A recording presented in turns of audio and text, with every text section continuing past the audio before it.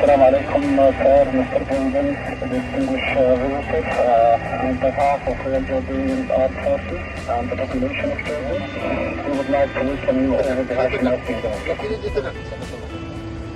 Tiger 101, this is Indonesia 1. I am Prabowo Subianto, President of the Republic of Indonesia. Thank you for receiving me. Thank you for escorting me. Please pass on to your commander my greatest appreciation. Thank you very much. Shukran. Wassalamualaikum warahmatullahi wabarakatuh.